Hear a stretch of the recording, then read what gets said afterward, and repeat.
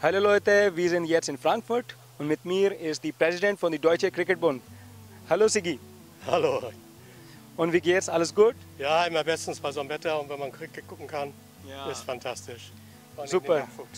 Super. So heute war die Vorstandssitzung von der Deutsche Cricketbund. Immer noch. Immer noch. Wir haben uns 2 Stunden Zeit genommen, um mal schnell herzukommen, aber es geht heute den ganzen Abend noch und morgen Vormittag. So viel läuft jetzt in die Deutsche Cricket. Und was denken Sie, wo gehen wir jetzt? Wo geht jetzt die Deutsche Cricket? Ich glaube, wir haben die ganz große Chance, dass Cricket olympisch wird.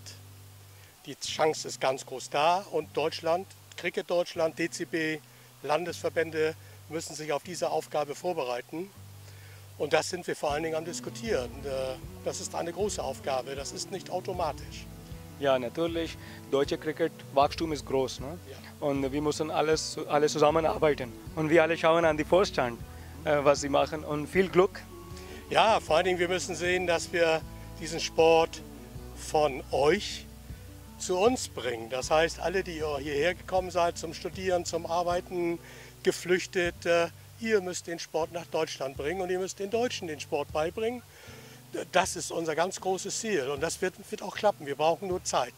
Ja, so das ist die wichtigste Sache, dass wenn wir hier kommen, wir müssen diesen Sport an die Deutschen auch beibringen, nicht nur Migranten spielen. Ja, sonst zeigen wir euch Fußball, das ist viel schlimmer. Ja, vielen Dank Sigi, vielen Dank für die Zeit und viel Spaß und ich wünsche Gesundheit. Ja, danke, das ist das Wichtigste, was wir brauchen. Ne? Ja, danke.